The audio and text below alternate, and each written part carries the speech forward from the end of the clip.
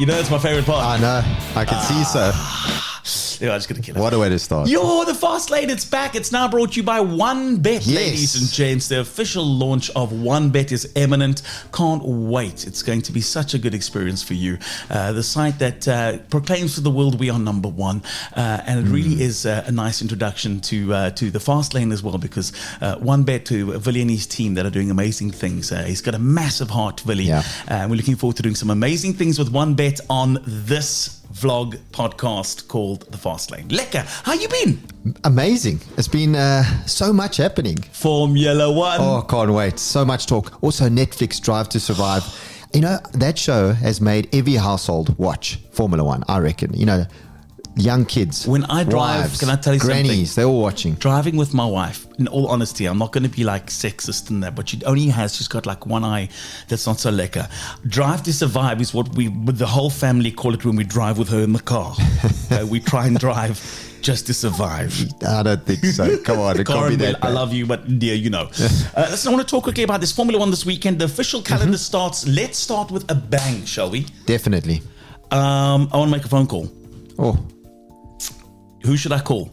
I know who I'm going to call. Oh, I also know here you're going to comes- call. Here's a surprise, everybody. For the first time on a South African podcast, I presume, let's make this call. I hope he answers, because he's in transit at the moment. As you can hear, it's ringing. It's got an international ring to it. Okay, we'll give him 5 minutes and we'll try and call him back. But the first of a number of Formula One stars who will be on this podcast. yes. We'll get to him in a second. I want to talk a little bit about the very special week this was. Crazy busy. Did a whole lot of things, including the launch of the new Toyota Specialized Cycling team. It's not new. They've got an existing stalwart in the form of Matt Beers, who, Yeah. as we know, is a What an successful campaigner for the Toyota Specialized team. He's been picked up by an international outfit as well, so he'll be cycling internationally. He amazing. joins Alex Miller, the Okay. Namibian champion, who'll be off to the Olympics a bit later on this year, and youngster Van Sale, Johan Van Sale. Oh, nice. Let's get hold quickly of Matt Beers. Chat to Matt Beers, who will be basically the senior. I don't want to call him a senior because he's way younger than both of us. I was going to say, combined, if you halve what we are. Let's get hold of Matt Beers very quickly. Training probably for the Epic, most likely, too. Well, a couple of weeks to go before Yeah. Epic. So Exciting. Yeah, he'll be very excited about that, no doubt. Matt, are you there? How's it? Hey, there he is, ladies and gentlemen, Matt Beers.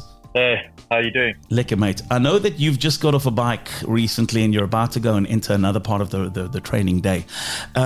Sweltering conditions around the Western Cape. Matt, how are you feeling going into the start of another busy year? Yeah, everything's been going well. It's a thirsty one today, for sure.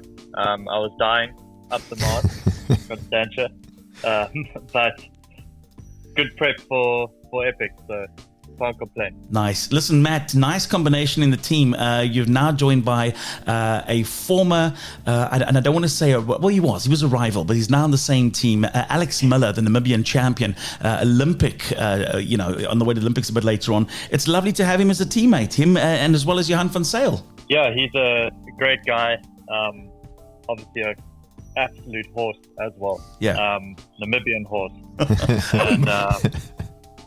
And yeah, Johan as well. I think we've got a really good team going. There's a really good vibe in the team, which is important. Yeah. And yeah, I'm sure there's going to be a lot of success in their careers too.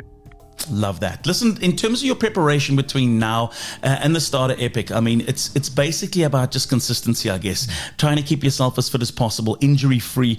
We know in your sport specifically that injuries come by very quickly. You can never quite tell when they're going to happen and what ride specifically can happen on a training ride, etc. So between now and the start of Epic, obviously for the Toyota Specialized team, it would be trying to nurse yourself, keep yourself in that top condition, and then go through the motions of just being ready mentally and physically to take on the Epic once again.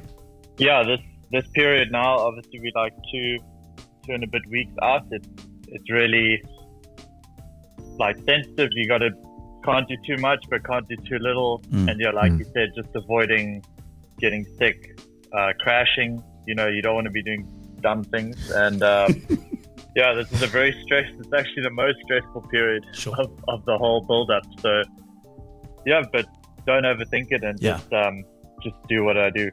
If I could tell you, Matt, you could start the Epic tomorrow, or you got to wait the 2.5 weeks, would you want to hop out there tomorrow and do it? Yeah, I'd rather just get this thing done with. Listen, mate. It's the build-up part of it. I know.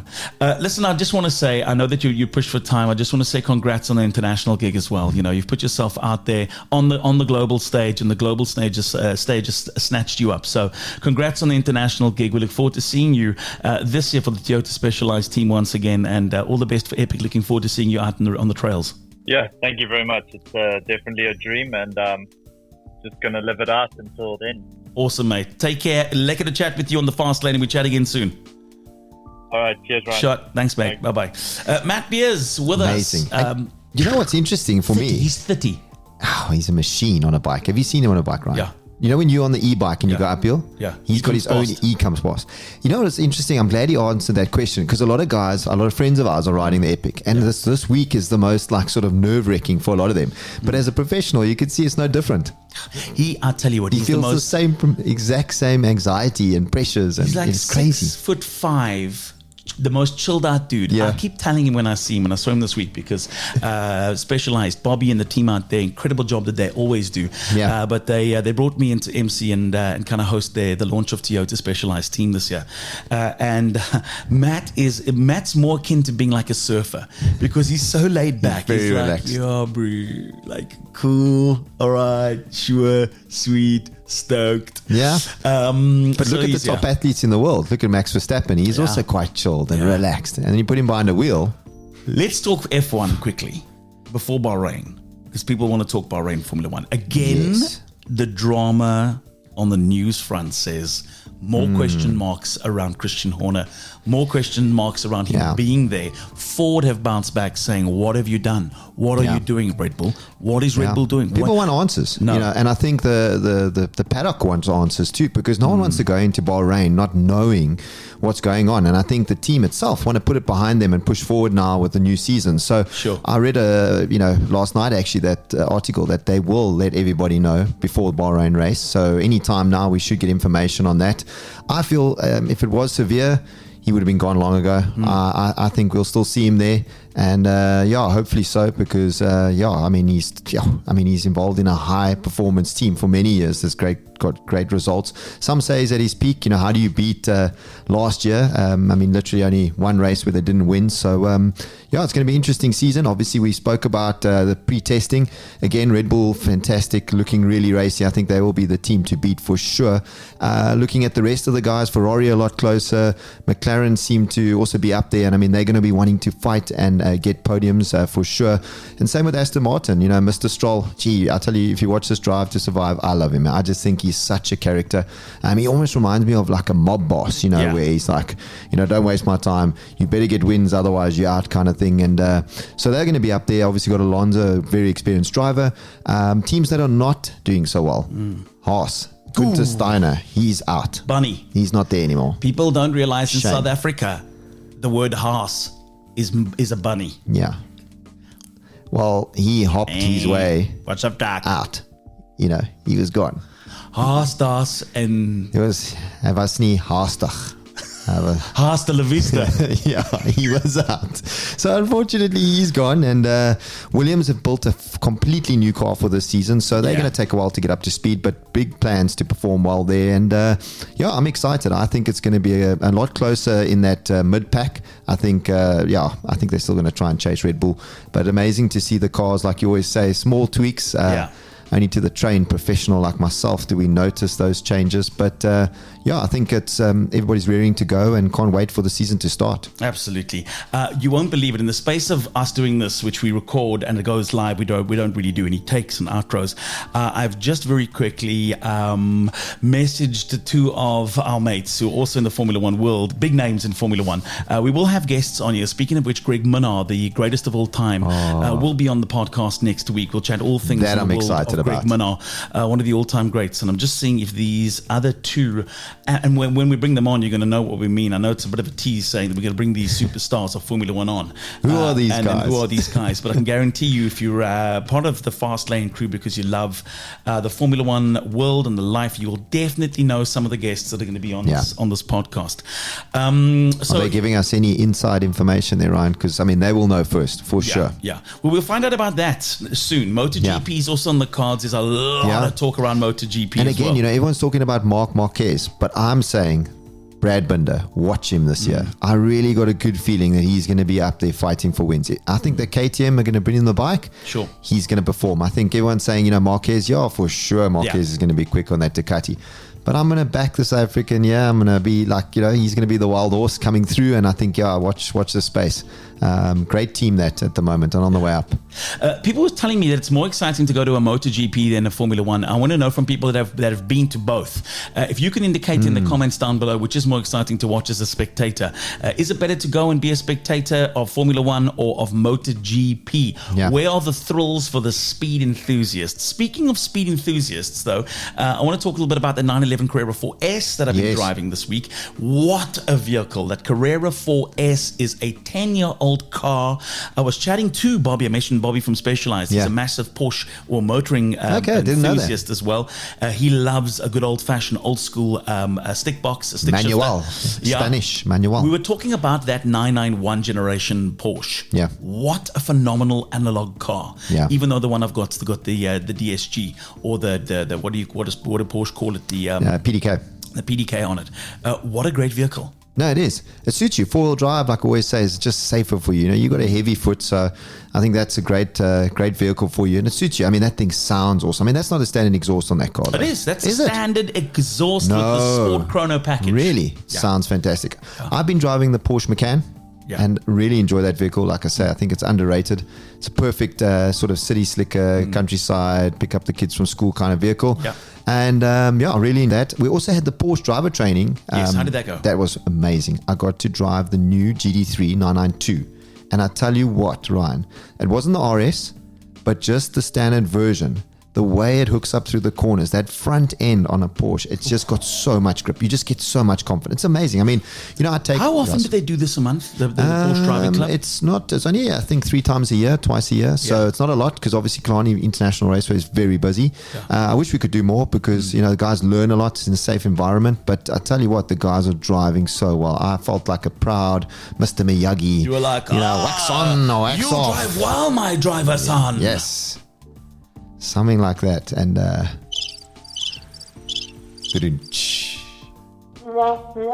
a better one. Yeah. Sorry. Yeah. But no, I mean, these cars are phenomenal. It just shows you. I mean, we were doing, for those who know lap times around Killarney, we managed to do a 1 minute 20.3. Wow. And these guys are not professional race car drivers, but they drive phenomenally well and they've built up the speed and the confidence. But these cars are really phenomenal. There was also a Porsche Cup car, which we'll put up and you can see this. Oh my gosh, I could not stop staring at this. I was like a Mickey to a light bulb. I was like, I arrived and everybody was, hi John, and I was like, I was just like towards this thing. And that's what I looked at for 20 minutes, inside and out. It's the new Porsche Cup car. It is amazing. I want one. Yeah, it is. It's such a lekker. It is such me one. A lekker vehicle. If anyone has one spare lying around like that you used to go to shopping with and stuff, let us know. We'd love to chat to you and love to have you on. I just want to also just talk about some vehicles I had the past week. You'll see the garage outside. I see so. C220D's back. Yes. Beautiful car. One of my favorite cars. I know you like the Mercedes. I love the Mercedes. Luxury, inside and out. Yeah. Classy. The other one that's brand new is that's out there that I'm loving at the moment, and big heads up to the team at Volvo once again. You and I did a Volvo day. It's the all new Volvo C40, but they call it the pure electric Volvo C40. What a great vehicle. Listen, that car, acceleration, wow. I mean, these electric cars are really quick off the line, but that car is so impressive. Very impressive, and I'm getting response here, so this is good news. Okay. I like this. I love this. So, can you see I've got my WhatsApp going? Nice. Look at you with your technology, eh? Yeah, up with the times. So impressive. Yeah. So let's talk quickly. So the Volvo's out there. The C220D, which I've mentioned, is one of the my best favorite cars at the moment from Mercedes-Benz. Ultra economical, just a good value for money car. I can't believe I'm multitasking. I can really rarely do anything twice. I'm communicating and I'm having a show. Right, we've got him on the line, ladies and gents. Let's get him on the line. This you don't know who this is. No. Right, so initially David Coulthard was going to be with us today to say hi. But ladies and gentlemen, should we bring some royalty on? Yes. Let's bring some royalty onto this podcast.